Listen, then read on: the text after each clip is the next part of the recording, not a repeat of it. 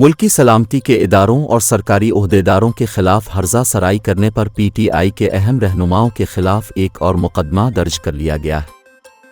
FIA cyber crime circle ने मुकदमा दर्ज करके कार्रवाई शुरू कर दी है। मुकदमे में हमाद अजहर, मसर्रत जमशेद, कासिम सौरी, सरफराज नामजद है। अली जैदी, फवाद चौधरी, आजम सवाती का नाम भी मुल्जिमान की फहरिस्त में शामिल है, जबकि मतन के मुताबिक मुल्जिमान ने सोशल मीडिया पर इदारों के खिलाफ झूठी मुहिम चलाई थी।